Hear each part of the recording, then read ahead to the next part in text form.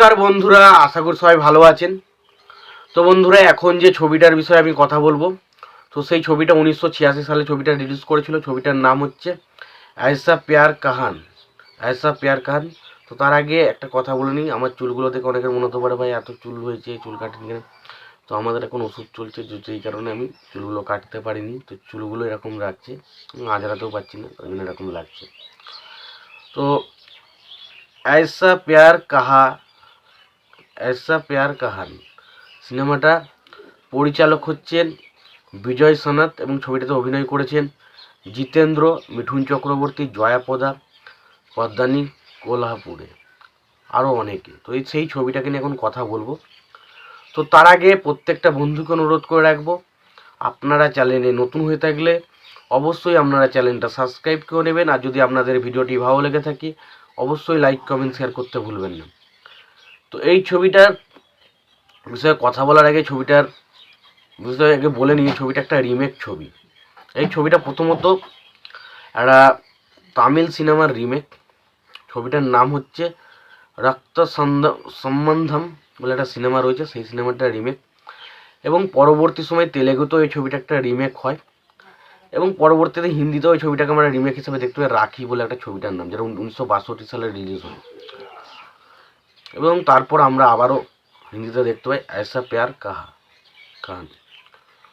এই ছবির এবার এই ছবিটা নিয়ে যদি আলোচনা করি, তো দেখুন এই ছবিটার পরিচালক, এই সমস্ত বিষয় নিয়ে যদি আগে আলোচনা করি, তো এই ছবিটার পরিচালক হচ্ছেন বিজয় সনাথ। ছবিটার চিত্রনাট্যের কাজ করেছেন আমির সোয়ামিচ। ছবিটার গল্প লিখেছিলেন আমির সোয়ামিচ। ছবিটার চিত্রনাট্যের কাজ করেছেন টুটু শর্মা। এবং ছবিটার সিনেমা ফটোগ্রাফি যদি কথা বলি, সিনেমা ফটোগ্রাফি হিসেবে কাজ করেছেন অবশ্যই SL শর্মা। এবং ছবিটার সঙ্গীতের কাজ করেছেন লক্ষ্মীকান্ত প্যারেলাল। এবং অবশ্যই ছবিটার রান টাইম হচ্ছে 140 মিনিটের মতো। এবার যদি আমরা কাস্ট নিয়ে আলোচনা করি, ছবির কাস্টিংয়ে কারা কারা ছিল, তো এই ছবির কাস্টিং হিসাবে ছিলেন যে জিতেন্দ্র, মিঠুন চক্রবর্তী, তারপর জয়াপদা, তারপর তো বললাম। তো এই সিনেমার গল্পটা হচ্ছে এরকম যে মিঠুন চক্রবর্তী সেই ক্যারেক্টারটা এবং জিতেন্দ্রের ক্যারেক্টারটা খুব ভালো একজন মানে বন্ধুত্বর সম্পর্ক রয়েছে। জিতেন্দ্র এবং মিঠুন চক্রবর্তী একে অপরের কারখানায় কাজ করে এবং সেই সময় দেখা যায় যে জিতেন্দ্রর ক্যারেক্টারটা সেখানকার শ্রমিকদের একটা লিডার হয়ে ওঠে এবং তারা এরকমভাবে কাজ করতে থাকে। এবং জিতেন্দ্রর একটা বোন থাকে, তার বোনের সাথে কিন্তু মিঠুন চক্রবর্তীর ভালোবাসা হয় এবং পরবর্তী সময় তার বিবাহ হয়। এবং আমরা এটাও দেখতে পাই যে জিতেন্দ্র কিন্তু তার বোনকে করার জন্য বা বিনকে ভালোবাসার জন্য সে কিন্তু তার ভালোবাসাকে কুরবান করে দেয়।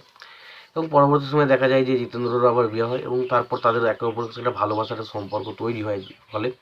কিন্তু সেকেন্ড হাফের পর আমরা যেটা দেখতে পাই সেটা হচ্ছে দুজনের মধ্যে সম্পর্কের একটা ভাঙন আসে এবং একে অপরের একটা অন্যরকম সম্পর্কে চলে যায়। জিতেন্দ্র তার সমস্ত সম্পত্তি তার বোনকে ছেড়ে দিয়ে সে চলে যায় বিদেশে এবং তার পরবর্তীতে কী কী জিনিস তার বোনকে ফেস করতে হয়, তার বোন শেষ পর্যন্ত যখন তার দাদাকে লাস্ট রাখি পড়াতে যায়, সেখানে গিয়ে দেখা যায় যে তার দাদা মারা যাচ্ছে এবং জিতেন্দ্র মারা যায় তার পেছনে কী কারণ রয়েছে, মিঠুন চক্রবর্তীর ক্যারেক্টারটাই বা কোথায় যায় এবং মিঠুন চক্রবর্তীর ক্যারেক্টারটা আসলে ভালো না খারাপ, সেই সমস্ত কিছু জানতে গেলে আপনাকে সিনেমাটা দেখতে হবে, যেটা হচ্ছে ऐसा प्यार कहान। তো সিনেমাটা ওভারঅল আমি একটুকু বলতে পারি সিনেমাটা বেশ ভালো একটা এন্টারটেইনার সিনেমা। সিনেমার গল্পটা বেশ ভালো, ছবিতে বেশ কাহিনিটা বলতে পারি। দেখুন ছবিটা যেহেতু বহুত একটা পুরনো সিনেমা না, তো অনেক জায়গায় আপনার সিনেমাটা বোরিং লাগবে, বাট ওভারঅল এটুকুই বলতে পারি সিনেমাটা কিন্তু বেশ ভালো এন্টারটেইনার। তোমাদের কেমন লেগেছে সিনেমাটা অবশ্যই জানিও। আর ভিডিওটা ভালো লেগে থাকলে লাইক কমেন্ট শেয়ার করে দিও। চ্যানেলটা নতুন হয়ে থাকলে অবশ্যই তোমরা চ্যানেলটা সাবস্ক্রাইব করে নিয়ে পাশে বেল আইকনটা অবশ্যই প্রেস করে দিও। ভালো থেকো, সুস্থ থেকো, দেখা হচ্ছে পরে ভিডিওতে।